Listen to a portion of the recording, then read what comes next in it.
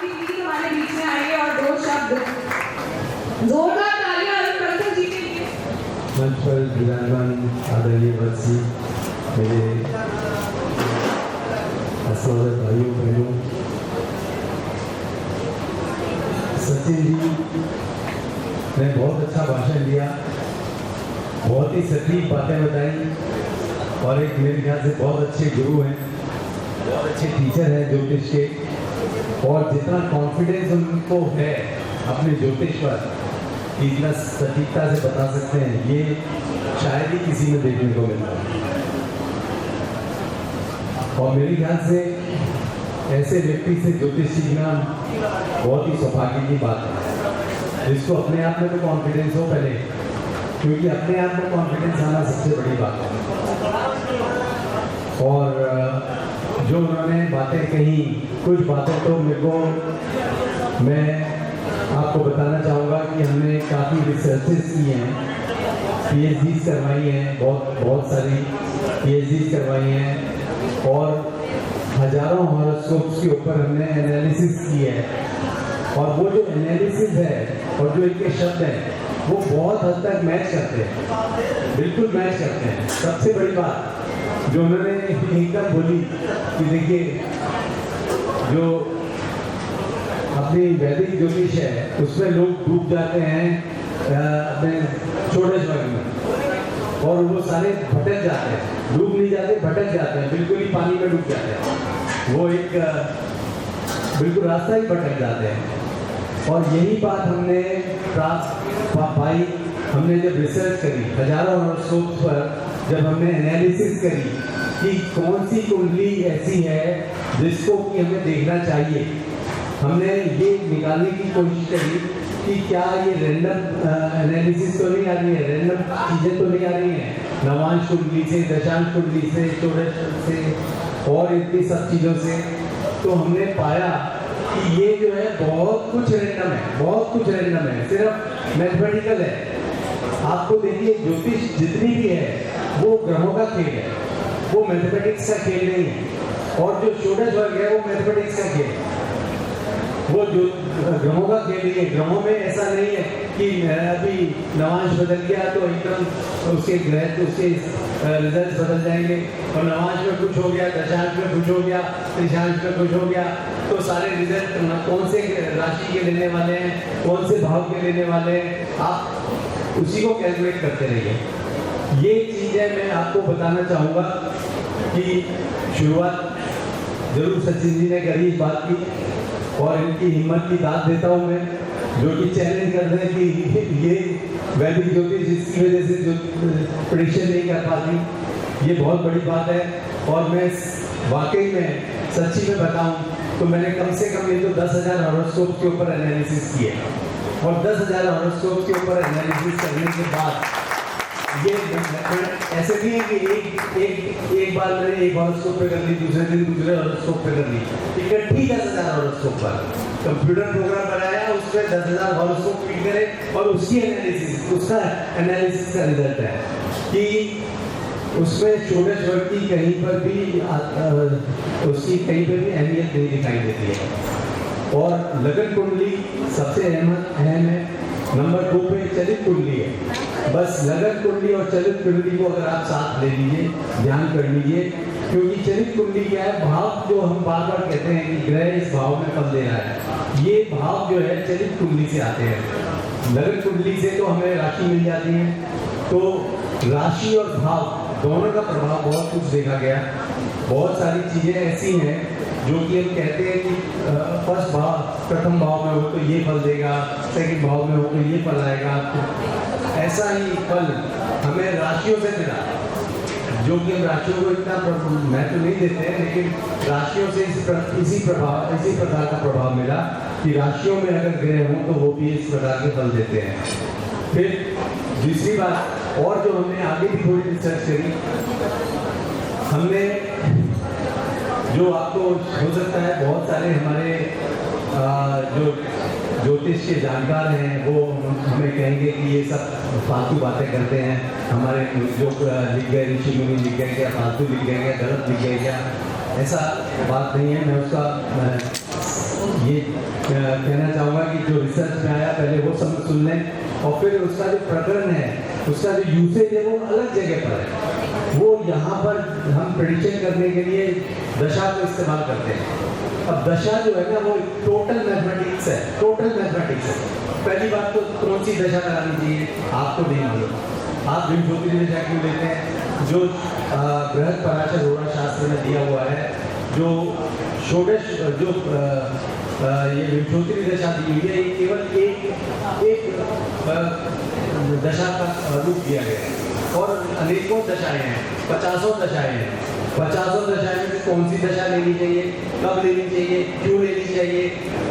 विंशोत्तरी दशा में हमें केतु के बाद शुक्र की दशा क्यों आती है, शुक्र के बाद सूर्य की दशा क्यों आती है, केतु की दशा 7 साल की क्यों है, शुक्र की दशा 30 साल की क्यों है, हमें कुछ नहीं मालूम है, कुछ भी सिर पैर नहीं मालूम है।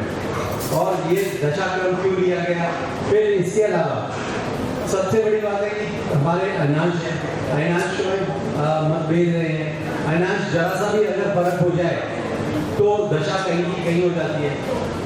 रमन अनांश से पहले केपी अनांश अलग है। फिर और कहते हैं कि साइन डिग्रियाँ क्यों नहीं लेनी चाहिए, साइन डिग्रियाँ लें तो दो नक्षत्र फर्क हो गए, दो नक्षत्र फर्क हो गए तो 25 साल का 30 साल का दशा में फर्क आ जाएगा। तो दशा के ऊपर कितना रिलाई कर सकते हैं ये एक बहुत बड़ी बात है। दूसरी बात, हमने इसके ऊपर बहुत बड़ी रिसर्च करी, बहुत बड़ी। इसमें जो है हमने पाया कि राहु जो है ना सबसे ज़्यादा शादियाँ देता है, सूर्य जो है उसके बाद बहुत ज़्यादा शादियाँ देता है, शुक्र सबसे कम शादियाँ देता है। अब राहु क्यों शादियाँ देता है? अब ये कहते हैं कि यूँ कहें कि अगर हमने पाया कि राहु शादियाँ देता है तो इसका मतलब कि दशा पर ठीक होना चाहिए, लेकिन इसलिए पाया राहु को शादियाँ देते हुए क्योंकि उससे पहले 3 नक्षत्र जो हैं सूर्य चंद्र मंगल के, सूर्य चंद्र मंगल के जो 3 नक्षत्र हैं वो 3, अगर मान लीजिए कोई शुक्र के एंड में पैदा हुआ है, शुक्र के नक्षत्र के एंड में पैदा हुआ, उसके बाद ये 6 साल सूर्य के, 10 साल चंद्रमा के, 7 साल मंगल के लिए, 23 साल ये निकल गए, उसके बाद राहु में शादी होगी। तो यानी कि जो सूर्य में पैदा होगा वो भी राहु में शादी होगी, जो चंद्रमा में पैदा होगा उसकी भी राहु में शादी होगी, जो शुक्र में पैदा लास्ट में होगा वो भी राहु में शादी होगी। तो उसको इस तरह का माहौल मिल रहा है, इस तरह का उसे कॉम्बिनेशन मिल रहा है जो कि और नक्षत्रों में नहीं मिल रहा। इसी प्रकार से शुक्र में सूर्य में क्यों शादियाँ होती है? क्योंकि केतु का पूरा नक्षत्र उसमें वो जो पैदा होते हैं वो सूर्य में जाके शादी होती है। फिर शुक्र में भी जो थोड़े से पैदा होते हैं बिगनिंग में, उनकी भी सूर्य में शादी होती है। जो बुध में पैदा हो जाते हैं उनकी भी शादी सूर्य में हो जाती है। तो सिर्फ सूर्य का नक्षत्र और राहु का नक्षत्र एक ऐसा है जिनमें कि पहले सूर्य से पहले वहाँ पे केतु का नक्षत्र आ जाता है जो छोटा नक्षत्र है, और यहाँ पर 3 नक्षत्र आ जाते हैं जो कि उनको उसी प्रकार से हमने पूरी कैलकुलेशन करी उसके बाद कि हमारे को क्या वो जो परसेंटेज आ रही है वो उसी अनुरूप है क्या कि जो हमारे ये जो ग्रह नक्षत्र में जिसमें पैदा हो रहे हैं, अगर हम इनको बराबर साल का बना दें, मान लीजिए बराबर साल का हम बना दें, 10 साल सबकी या 12 साल सबकी दशा करते हैं, तो ग्राफ जो बिल्कुल फ्लैट हो जाता है। मतलब उसमें फिर कोई शादी में कोई अंतर नहीं होता। आप किसी भी कहीं पर भी शादी में किसी में भी पैदा हो, कहीं पर कुछ हो, आपका कोई उसका रूप नहीं रहता कि राहु में ही शादी होती। तो इस प्रकार से जो हमने पाया कि ये जो दशा का जो है खेल जो हमें दिखाई देता है वो केवल इसलिए दिखाई देता है क्योंकि उसमें कोई नक्षत्र बड़ा है, कोई छोटा है, कोई लंबा है, कोई पहले छोटा आ गया। तो इसके कारण हमें ये सारे उसके रूप दिखाई देते हैं। ये हमने मैथमेटिकली फिर उसको प्रूव किया। इसी प्रकार से मैंने और भी मैंने एक कैलकुलेशन करी थी कि मेरी खुद की जो PhD है वो है आयु निर्णय। आयु निर्णय में बहुत तरह की आयु दी जाती है, पिंड आयु, अष्टगोल आयु, और ये बहुत तरह की आयु कैलकुलेशन है। 27 प्रकार की इस आयु का निर्णय दिया गया है।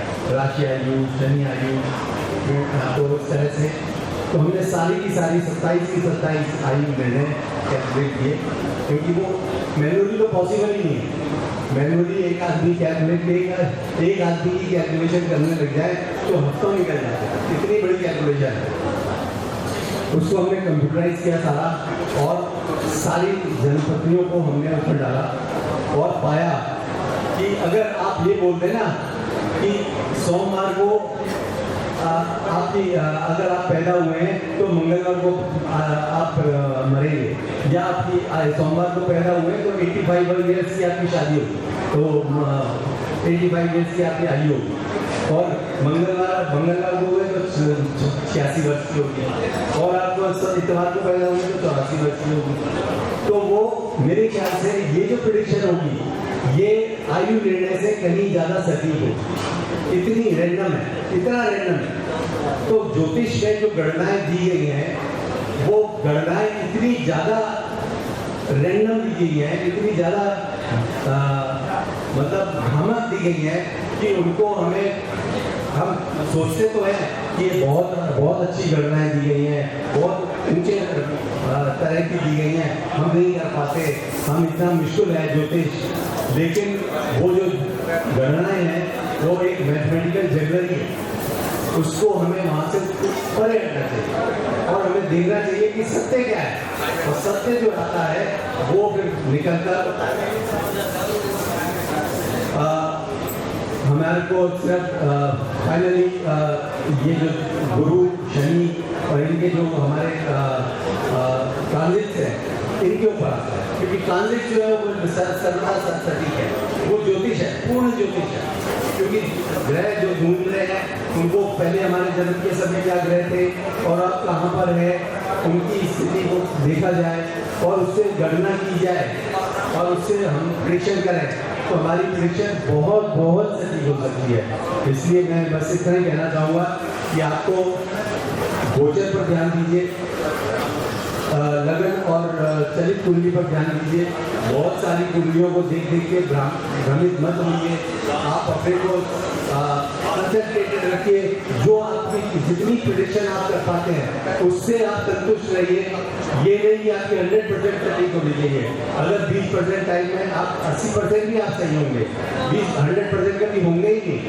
20% जो गलती होती है तो उसको ठीक करने के लिए आप नवांश और दशांश और इन चीज़ों का उपयोग ना करने लगे और आप अपने जो फॉर्मूले हैं उनको सटीक रखिए, इसी से आप प्रेडिक्शन करिए तो आप ज़्यादा अच्छे।